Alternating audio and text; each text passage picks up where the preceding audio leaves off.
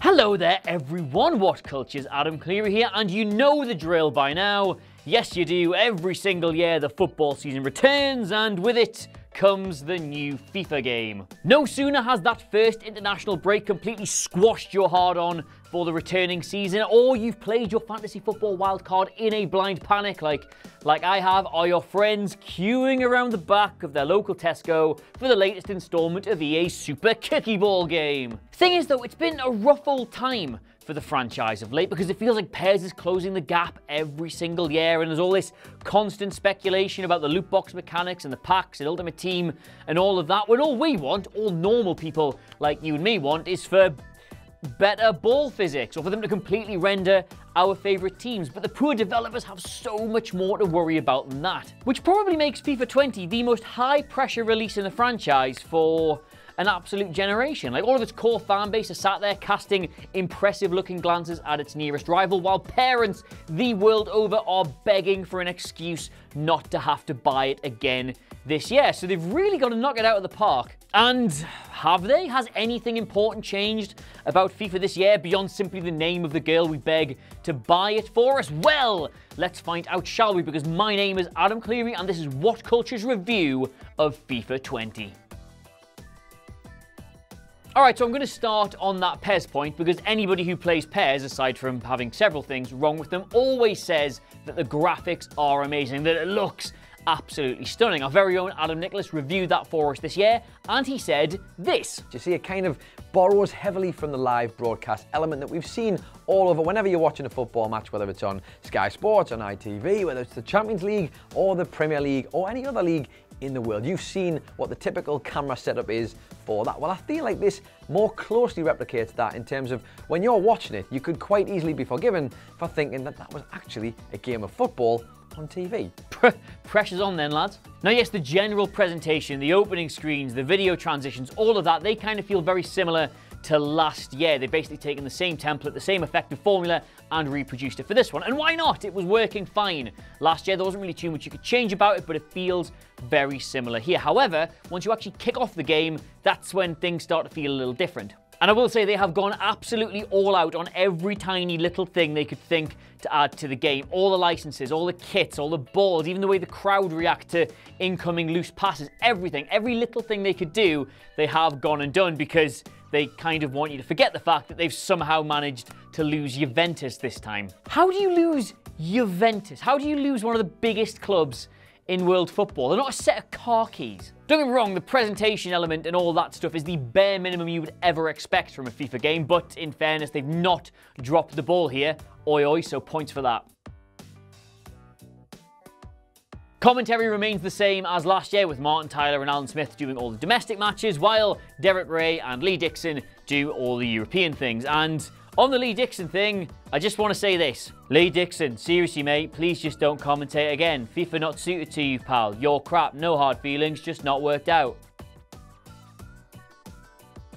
Right, to the actual game now, and easily the most glaring change between FIFA 19 and FIFA 20 is the speed of the actual matches itself. Depending on who you're playing as, it can feel like an entirely different game. Now, let's say you're one of like the 99% of people who likes to play as Real Madrid or Barcelona or Man City or Liverpool or Arsenal or Chelsea or lol, Man United. For you, the game will feel like it's going at about a million miles an hour. Quick players actually feel genuinely quick for once. Whereas in previous installments, you get the turn on you, you get Sterling or somebody, you turn your full back and you bomb down the wing, and then, oh look, all of a sudden, here's 36-year-old Leighton Baines and he's somehow closed that gap. Seem to remember EA coming out last year and saying, oh, we fixed that. If you've got a strong player, you'll actually feel strong, and a quick player will actually feel quick, and a skillful player will actually feel skillful. We all played it and went, they don't know. But this year, fair enough, it does actually feel like they've done something with this. The really, really good players feel really, really good, and the not so good players feel, well, not so good. I would imagine if you're doing a 5-star team versus like a 2.5, 3-star team, there will be a serious gulf in class. There's not even speed either, like strength. The strong players are genuinely impossible to muscle off the ball, and the technique's all there. It does, yeah, it all works this time. One thing I did really like as well was there's this new feature, I think it's called, it's either strafing dribbles or something like that, where you can face up a defender if you're an attacker, like you do in real football. You sort of like get one-on-one with them when you try to go by them instead of just like running in random straight lines and hoping you all just sort of intersect. Like imagine you're watching WhatCulture 5-a-side like we play every single week, and I'm facing up an absolute no-hoper like Adam Wilborn. I will drop the shoulder and try and go around him, but the best he can hope for is to either bring me down or just, I don't know, wave at me as I fly past. You can do that in FIFA this year. And if you have, like me versus Wilborn, got your defender absolutely on toast and they do foul you, you will get to use the new set-piece system, which is... my God, is that overdue. They've had a complete overhaul this year, which they just needed for so long. You might think you're actually good at them, and don't let the fact that I haven't scored a free kick on FIFA 4, honestly, about 5 years, influence this opinion of mine, but they are broken and they needed fixed, and they sort of... I think they might have done it. I'm still not any good at them, but I think they might have fixed it. They get a whole new spin, sort of quite literally, with this whole like targeting thing, and then you spin it before it leaves your foot, and there's just a few little things you work out. It feels more like how you aim stuff on a golf game than it does on FIFA, but it does sort of feel like they might have fixed it. Now, I've written in my script that I was yet to master this new set-piece style, but in all honesty, I was absolutely awful at them, but it still feels better. I'm just really bad at set pieces in FIFA, all right? That's my cross to bear. Another thing that's had a big change to it, and I can see this being very divisive as we go forward, is the ball physics. I've seen a lot of people saying they've ruined FIFA with all this, and I've seen other people saying they've saved FIFA with all of this, and it's just the physics of the ball and the way it moves and the way it interacts with the ground and the air have changed considerably. Basically, in the past, when you would like let a cross sail out of play or a loose ball would just bobble out, it feels like that's all savable now. They drop out of the air a bit more and they get stuck in the grass a bit more, and passes tend to not quite stick to the feet and they bobble around, and you kind of got to work a bit harder to get things under control. It's really annoying a lot of people, and I'll say this, I think they've made the right decision but have executed it poorly, and it would not surprise me in the slightest if they change it slightly more in future updates. Basically, it's the right idea, just it's not quite right yet. Not quite right. I think they'll fix that. All right, moving on, and at some stage over the summer, somebody almost definitely told you that, guess what? They're bringing back indoor mode for FIFA. Yes, just like they had in 1997, or as it's known, the best version of FIFA ever. Well, they sort of have brought back in FIFA. It's called Volta. It's the big marquee thing. They're doing all the marketing around this year, and it's kind of like a cross between like old indoor mode from the old games, FIFA Street, remember that, and The Journey, and it combines all the best things of the three of these, but also the worst things. Straight up though, it will massively help the replayability of the game because there's loads of different modes with it. It feels like a fresh reinvention on things. It's something you've never really played before, so a lot of people are going to love it, I suspect. But it's got the story mode is in that, and it is about 80% cutscenes.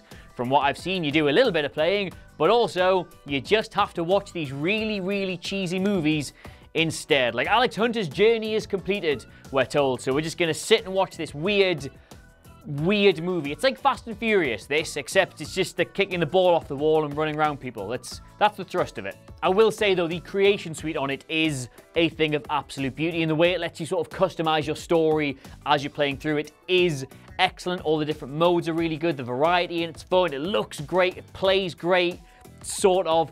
It's good. I think people are going to really like this, but there are some other caveats to it. And the main caveat is this, right? The really fun version of Volta is where you don't play with a goalkeeper. And yet, the most broken version of Volta is where you don't play with a goalkeeper. Basically, if you have a goalie, it's almost impossible to score because the nets are tiny. And if you don't have a goalie, people have got to get back and block the ball. And they get back fine to block the ball. Like, oh, I'll just trap this. Oh, it's gone over my foot. And the score is now 14-15. It gets a bit silly. Overall, though, I am glad it exists. I am glad it's a thing. It's going to add much-needed variety to this game. And, hey, who knows, maybe even the WhatCulture Office annual FIFA tournament will be a Volta tournament and not a big, messy international tournament where everybody throws a fit about having to play as Bolivia. Maybe.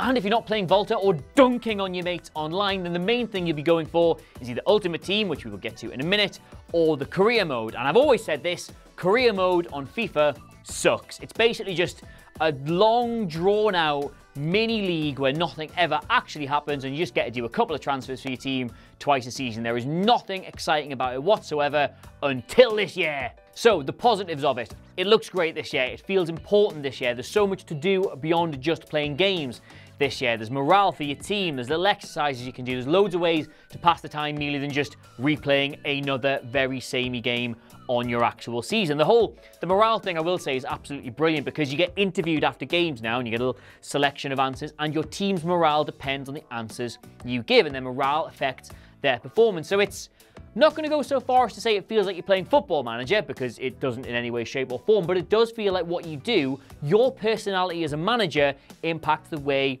your team plays, which you've never been able to say about FIFA Career Mode before. But the downside to it is that it is still a slog of very repetitive, very drawn out, very samey games of football. Yes, the presentation is excellent. It feels like you are playing as your team in all of your cup competitions, failing as badly as they do in real life, and it looks great, and the training stuff's good, and the morale stuff's good, but it's still a 38-game season plus cup competitions where the actual drama of football, the thing we love, the delicious bit that we all love about it, the story behind the game, has no impact whatsoever. They need to find a way to hump that in somehow, and they just still haven't tried.